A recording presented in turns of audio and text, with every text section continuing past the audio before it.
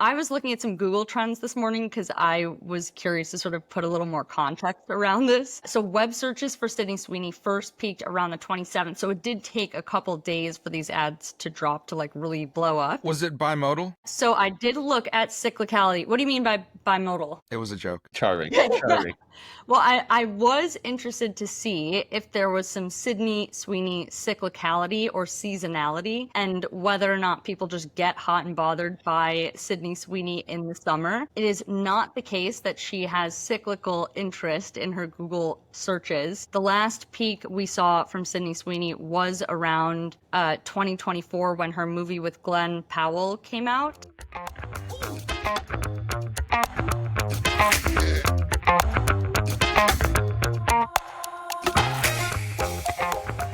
Welcome back to the City Journal podcast. I'm your host, Charles Fain Lehman, senior editor of City Journal. Joining me on the panel today are Carolyn Gorman, responsible for all things mental health policy at the Manhattan Institute, Renu Mukherjee, responsible for a variety of things educational and ethnicity related at the Manhattan Institute, and Ilya Shapiro, who fights the good fight for the Constitution at the Manhattan Institute. Thank you all for joining me today. I want to take us into the more serious news of the day, or more precisely earlier this week. As I think most of our listeners will know by now, on Monday evening, after we recorded the Monday podcast, a shooter opened fire in the lobby of 345 Park Avenue, which is actually not that far from the Manhattan Institute's offices in Manhattan. He killed 4 people, including NYPD officer Didarul Islam, a Bangladeshi immigrant, a father of 2, a husband to a wife expecting their 3rd child, who was working off duty. The suspect, Shane Tamara, also killed himself. A note found in his pocket claimed he suffered from chronic traumatic encephalopathy, CTE, and he may have been targeting the NFL offices in the building, although it's a little bit unclear.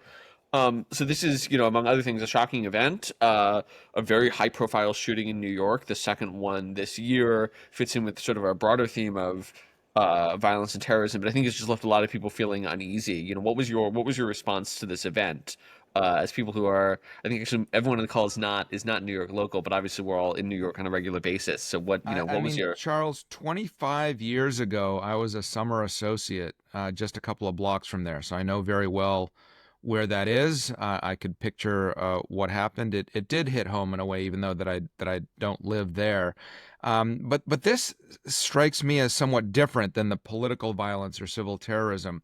This guy might have had mental health issues. I'll let Carolyn speak to that. But if his beef was with football and the NFL, who knows whether his brain's going to be autopsied now, whether he really does have CTE. This is just an unfortunate confluence of things. And, people are trying to there's a little bit of commentary about guns because he, drove from Nevada. We shouldn't have guns. But it's none of that. It seemed like a freak thing. And it's just gotten a lot of attention because it happened in the center of the financial universe rather than some suburb or rural area. Yeah, I mean, the first thing I'll say is I just personally have no interest whatsoever in amplifying any message that this shooter was trying to send, whether or not, we think it's justified. I just think we as a society should not be willing to accept gun violence as appropriate, full stop. Like, we shouldn't be willing to excuse this. It was like a premeditated action. And, for what? Some perceived slight? There might have been some issue, some like head trauma issue, but we're still not totally sure. And I think the same thing can be said about this Brian Thompson murder, the CEO of United Healthcare. I just think we as Americans need to get on the same page about this if we're going to prevent gun violence, because there's so much we can be better about compromising on, and this is something that we just shouldn't. I do think to this point, there's been some degree of chatter on social media in line with the murder of Brian Thompson, where one of the victims worked for Blackstone doing their real estate investment, and there's been a great deal of just sort of like horrific ghoulishness about this woman being murdered. So I think there's some degree of connection there. It's not clear how widespread it is. New Yorkers especially glorying in the deaths of capitalists. That's what this is. It's a tremendously unhealthy cultural development. I mean, forget the actual violence and if there's anything that could be done to stop it, whether it's mental health, whatever. But the kind of the after effect, without his actually have the shooters having any political motive, it looks like, is what's disturbing here. And that any time someone who is, I don't know whether because they're well paid or they're in an industry that the narrative is cannibalizing on poor Americans or whatever it is, then we glory in their deaths. That, to say the least, is not a healthy for the body politic. Another wrinkle also with respect to both the Blackstone executive that was killed and the younger young woman who I think had recently graduated about 5 years ago from college and was working at the real estate firm that, owned the building. Both of them were Jewish, and particularly online on X in response to the Blackstone executive, in addition to the rhetoric being, awfully saying that she should have lost her life because she was a capitalist, because she worked in private equity.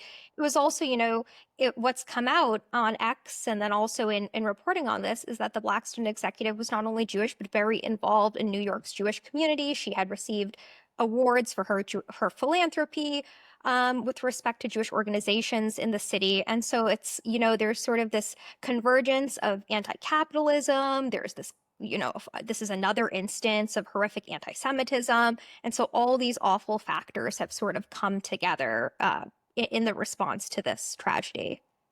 Yeah, one theme I want to pull into this is, obviously this has been a thorny moment for New York mayoral nominee Zohran Mamdani, who has a long and sort of storied history of being opposed to the NYPD, being critical of the NYPD, calling for the abolition or defunding of the NYPD, calling for the abolition and defunding of police generally, and who, I think to his credit, has gone out of his way to not to recognize Officer Islam, to recognize people like Wesley LePatner, the Blackstone executive, has not, leaned into that rhetoric, unsurprisingly, but also, for example, doubled down. He also recently had a wedding where the security was provided by actual men with guns rather than social workers in Uganda. Yeah.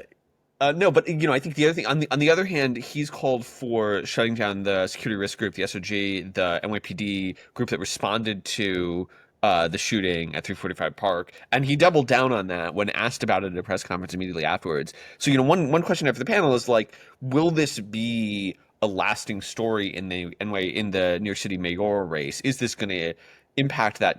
Is it going to raise? We talked about the relative salience of public safety in the election on this podcast. Do we think this is going to raise the salience of public safety? Is this an issue for Mamdani, or is this sort of a flash in the pan?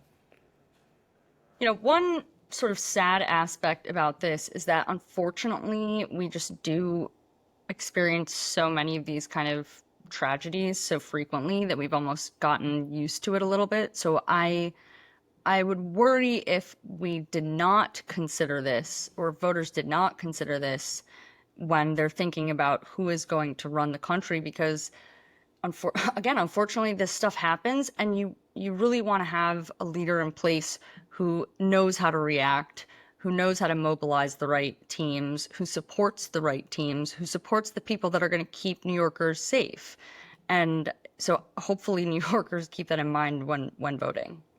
Fortunately, though, I hope so too. I don't know if this will stick. And the reason for this, for example, is bringing in one of the other victims of the shooting, the Bangladeshi Officer Islam, who passed away, working as a security officer off duty, providing for his family. So Mamdani immediately after returning to the city from Uganda went to visit Officer Islam's widow, his children, and his father.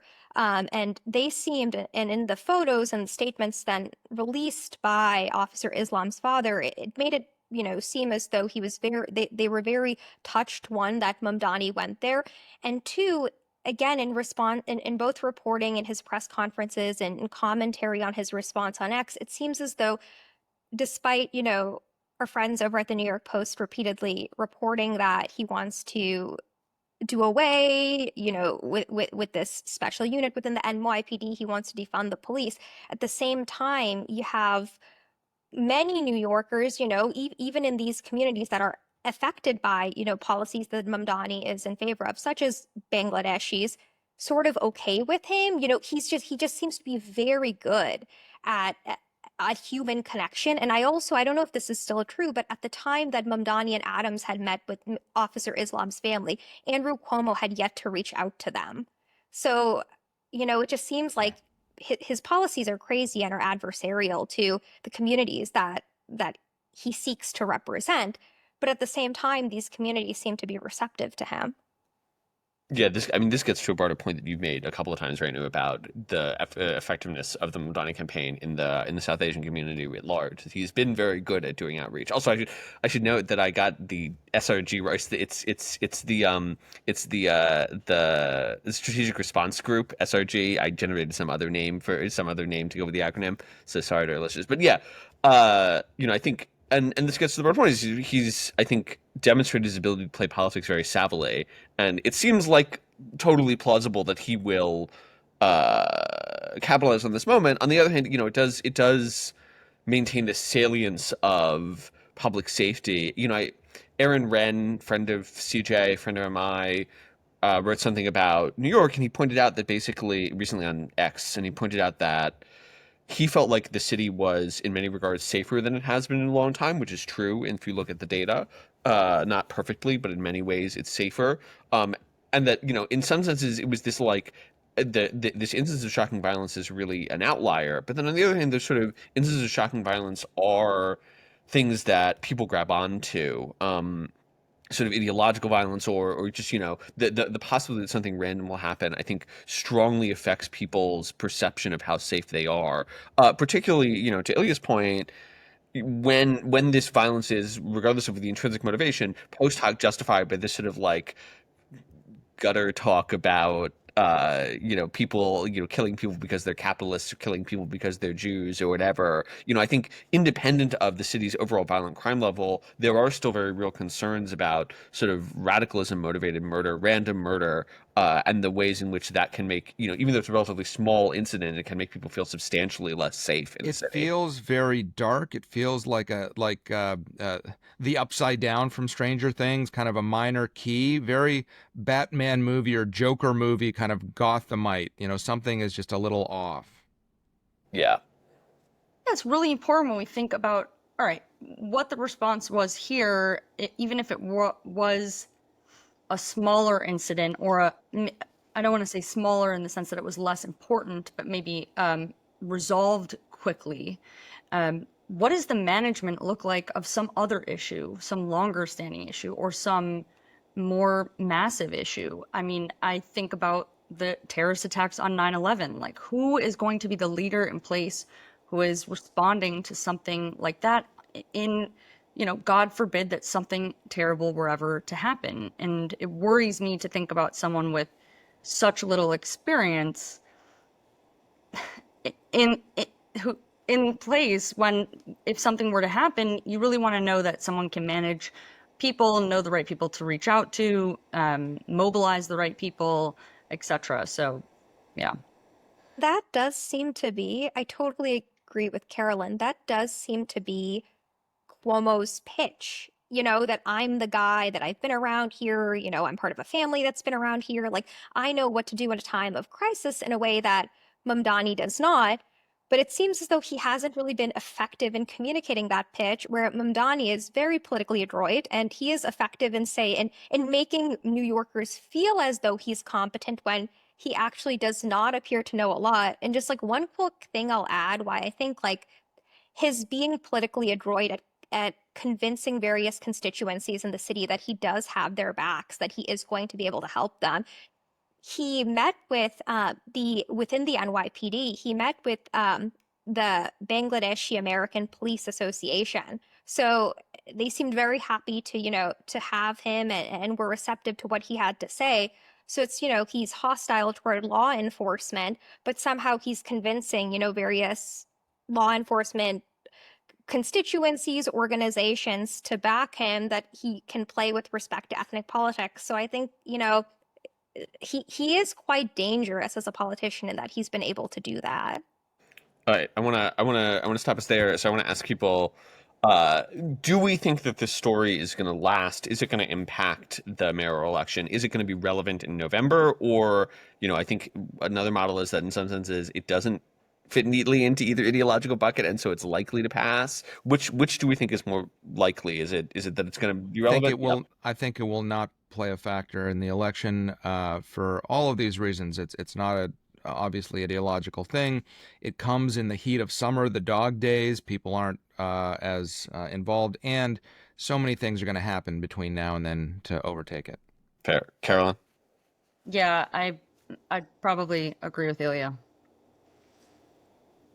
Likewise, I think, Mamdani is going to release an infinite number of, popular TikTok videos between now and then, and everyone will unfortunately have forgotten about this. And Sydney Sweeney.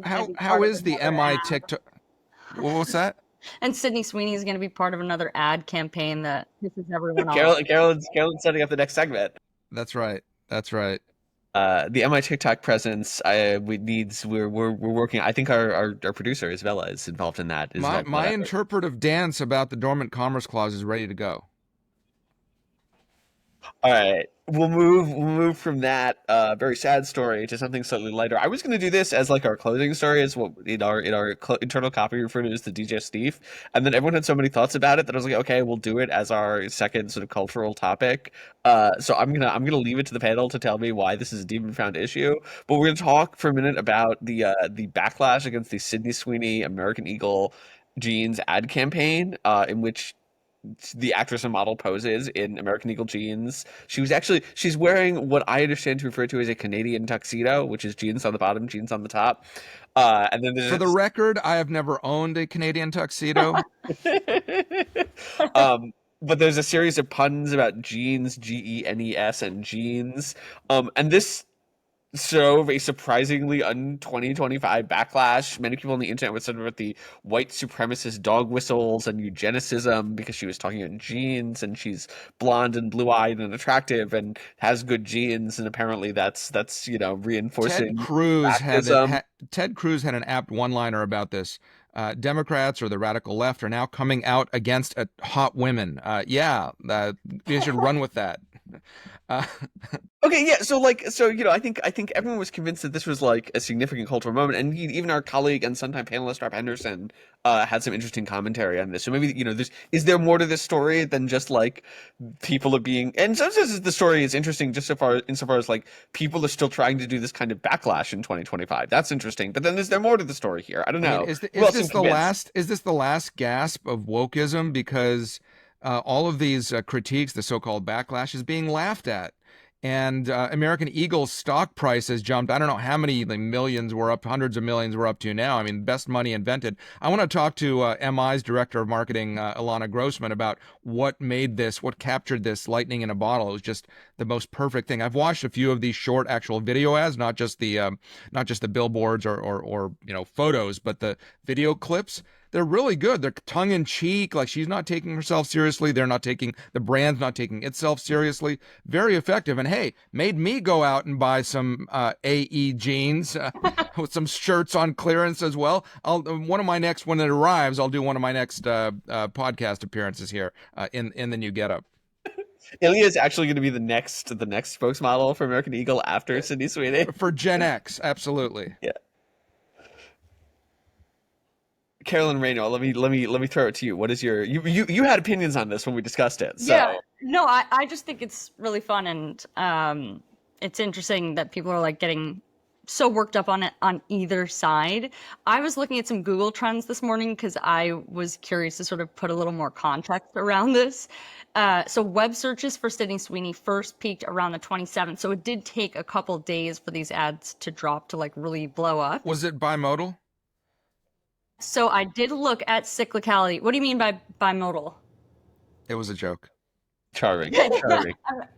Well, I was interested to see if there was some Sydney Sweeney cyclicality or seasonality, and whether or not people just get hot and bothered by Sydney Sweeney in the summer. It is not the case that she has cyclical interest in her Google searches. The last peak we saw from Sydney Sweeney was around 2024 when her movie with Glenn Powell came out. But an interesting aspect of what I was looking at was that there is a lot of interest that varies by sub-region in the US. And DC was one of the areas that was like most interested in this topic, which is maybe yeah, I just sort of thought that was funny to see who really cares about the Sydney Sweeney developments. I mean, I think Hollywood has produced a lot kind of hotter starlets, if you will. And we were in our podcast chat. A few of us were on Team Daddario, although I guess she's 10 years older, so it's depending on which generation you're looking at, what have you. But no, but the thing is, she's using the tools that she has, and like I said, AE is they captured the zeitgeist. They really pinpointed what would be effective at this moment. Well, what's also interesting about this is like if this happened in 2020, we would sort of expect the brand to even if, we've seen, for example, with ESG, that even when it's monetarily detrimental to the company, sometimes they'll just, you know, try to make, to take a quote from Mean Girls, since we're kind of in this realm, to try to make fetch happen, even though it fiscally makes no A sense. sequel to no, not Mean Girls. Freaky Friday is coming out. Freakier Friday. Anyway, not relevant. Sorry. I'll be at the midnight premiere for that. But anyway, in 2020, we would expect a brand to sort of backtrack, issue this public apology. What I saw this morning is that, some of the senior leadership over at American Eagle, they not only pointed to, the increased value of their stock, but they also said the internet is not reality in the sense that there's sort of this left-wing backlash on social media to this ad. But within our own polling on this, within our own focus groups we conducted, over 70% of our customers that we polled said that they loved this ad, that they love Sydney Sweeney, that they want to buy more of our product. And they released a statement saying that. So to your earlier point, Charles, it's, this is 2025. It's reminiscent of 2020. But in 2020, I would have expected American Eagle to issue, a groveling apology to everyone on social media that's upset by this, primarily, left-wing women. But that doesn't seem to be the case. They're sort of, standing their ground. Somebody called it the anti-Bud Light marketing moment.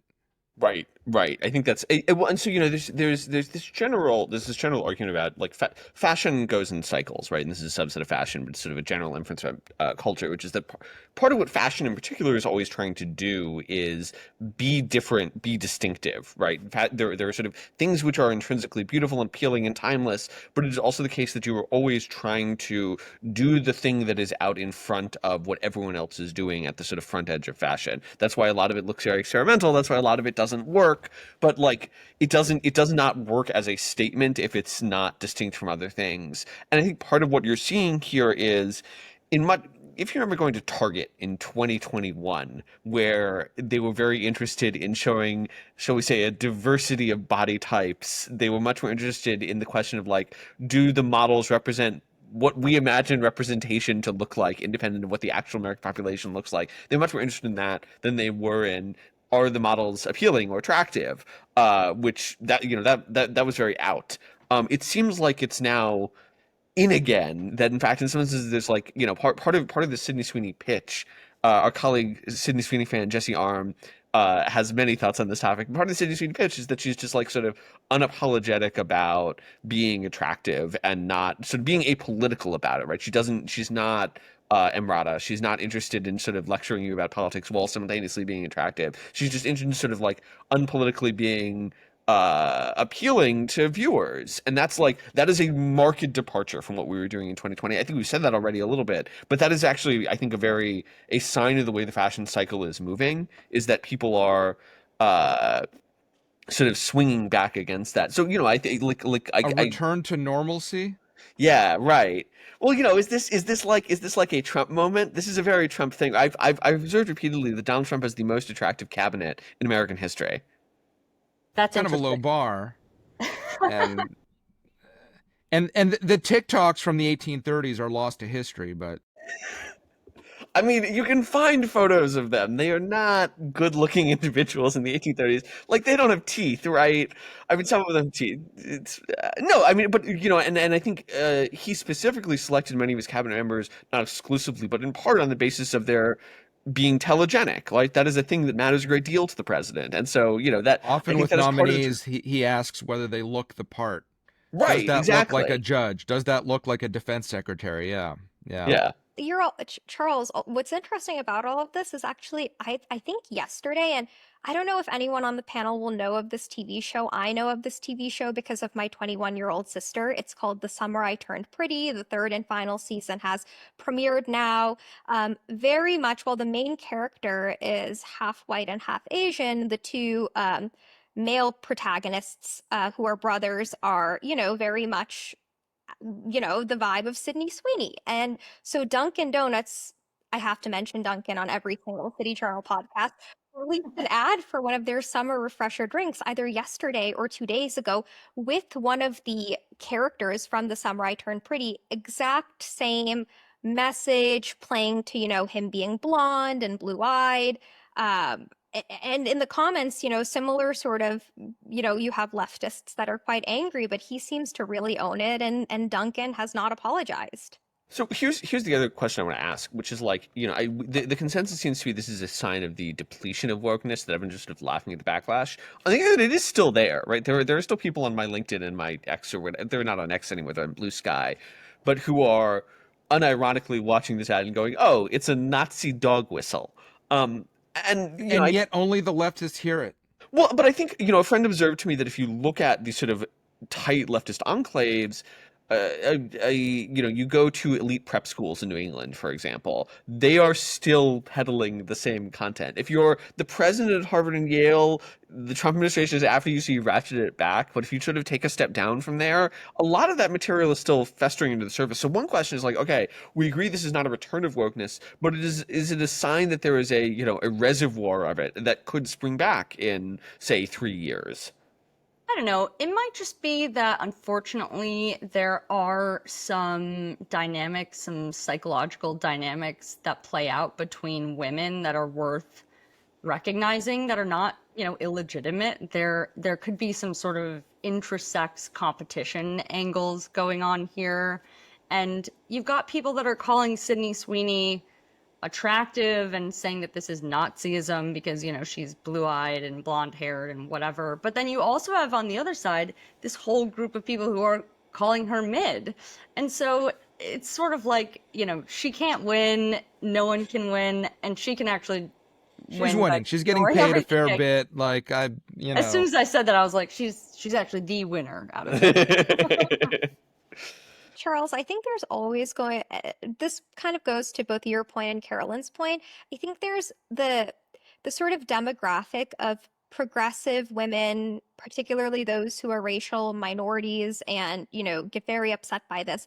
That's always going to exist. On X yesterday, there was a video of, it went extremely viral. Last I checked, it was like over 3 million views on TikTok, this Indian American influencer saying that the ad, has caused a resurgence of her childhood trauma in, believing that there's, Indian women aren't perceived as beautiful and all of this, and like, what's this going to do to her daughter, and all of this such nonsense. And I don't think that these individuals realize that you can say that Sydney Sweeney and Priyanka Chopra are not mutually exclusive. Sydney Sweeney can be viewed as very beautiful because she objectively is, and the same thing can be said about Priyanka Chopra or Beyonce. But yeah, I think, people are always going to be upset about this. I think that's right. We should avoid what's the phrase, the bucket of crabs issue. Like, stop pulling each other down. Everyone pulling each other down. Yeah, build each other up. There might be some resonance here with the polling that's come out about partisan identification shifts. The biggest one being young men, 18 to 29, in the last 2 years have shifted R plus 44. Wow. Young women have also shifted like R plus 6 or something. Basically, the only two demographics by age that have shifted plus D are 30 to 49-year-old women and 60 and above men, I think. This is in Pew's National Opinion Reference Survey, National Survey. I forget what the acronym. It's in Pew's really big, really well conducted survey that they use as their benchmark for constructing weights for other surveys. So it's probably pretty accurate, and it shows that it is relatively rare for Republicans in the historical data for Republicans to have the partisan identification advantage, and they do currently, and a lot of it is driven by young people. Just to to underscore what the data is saying, like that's a very unusual and a very well supported finding. Pennsylvania is apparently about to go to tip to a slight majority Republican registration for the first time since they've had that or something like that. So we have these trends. We'll see whether that's lasting in the post-Trump era. The Texas redistricting, they're creating a lot of majority Hispanic districts that are currently Republican, but does that hold? Right. All right. Let me take us out by asking the extremely practical question, which is I'm always interested in the question of does advertising work? And so Ilya has already answered this, but I'll ask the rest of the panel. I'm very impressionable. When Yes. I was watching, my wife always points to this when we were watching Mad Men, and there was the scene where Don Draper was making a campaign for beans. I got up and went to the pantry and got a can of beans and started eating it. All right, so the question is, are you more likely to buy American Eagle jeans by virtue of this ad? And Ilya's answer was yes, he's already done it. Carolyn, Renu. My propensity to buy American Eagle jeans has not changed just because I don't buy a lot of jeans, but I am also very impressionable about ads. Like They I'll see a sell other burger things, ad. and the prices are very reasonable. I should say, go check it out. Good to know. Good to know. This podcast brought to you by American Eagle. Sorry, Carolyn. No, I mean, I see ads for like Arby's. I don't even think I've ever been to Arby's, but every time I see an Arby's ad, I'm like, I Be need right to go back, going for a right beef and now. cheddar. Yeah. And oh yeah, Instagram ads, I buy cat toys all the time. I'm like totally a crazy cat lady. It's not good. So Absolutely. advertising works, I think. Renu. Actually did purchase a pair of American Eagle jeans this morning, and the reason being I was more it was less, I mean, I really like Sydney Sweeney as an actress, but it was less her and more that I had forgotten about American Eagle, and it had reminded me of, the heyday of being 16 and at my local mall with my friends and, buying a pair of $20 jeans, and so I thought they're just like $30, why not? See, I shop like a dad, which is to say that I'm extremely I'm extremely what's the word, a penny pincher, and so I look at the American Eagle jeans. I'm like, why can't I just go buy them at Costco? So I'm really at the other end of the distribution. I get mad when the ads try to work on me. I'm like, no, you can't. No, You but can't Charles, fool these me. are not. These are not expensive like the wars in the 80s between what Jordache and Sergio Tacchini or whatever. No, this is not that fancy sort of Trust stuff. him. This is. I was actually surprised how. I mean, they might as well be sort of sold. I mean, I don't know about Costco, but like your local $30. department store, Target or All right. whatever it is. All right, that's enough from American Eagle spokesmodel Ilya Shapiro. Before we go, a recent article at The Cut asks, would you pay $13,000 to rid your blood of microplastics? And this article stuck out to me, A, because it's a good question. I mean, it's not a good question in the sense, of course, I assume that everyone else's answer is no. My answer is no. But my wife has told me that she's become like 5% more maha. Like she's 5% more willing to sort of like capitulate to the latest health and nutrition trend. And I suspect that this is true of many people. So let me ask, which strange health trend do you find the most attractive or persuasive? Which of them like has stuck out for you? Rainer, we'll start with you. I've been on the green powder train for 5 years, so powdered vegetables, and I've seen a demonstrable difference in the quality of my skin. So, but not athletic greens. There are much better products out there. Okay, fair enough. Ilya, do you have a Yeah, I don't know how trend? much this is maha or health trends, but this is one of those dad moments when I get together with my friends, middle-aged dads. We all compare what supplements we're taking, and you get to an age and you need stuff. So I have my creatine, I have my turmeric, I have magnesium, multivitamin. You tell me. I'm always on the hunt for new things that I should be taking. Fair, Carolyn. Resveratrol, which is like cherry skins and grape skins and things like that. I'm So just anyway. taking notes because, I've got 10 years. Like Ilya probably has 95% of my genes, so I'm just like, what am I gonna need? I have great genes, Charles. Carolyn. That was incredible. I still live off like Uncrustables and Lunchables, and so I really need Ilya for you to like send me your list and Renu for you to send me yours so that I can like finally get on some health train. I'm really maybe this is like not exclusively Maha, it's more common sense, but I am a big proponent of outdoor time.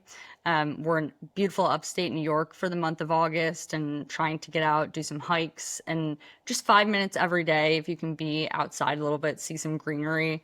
I think that's the biggest health trend that I'm on. Otherwise, I'm sticking to my Uncrustables.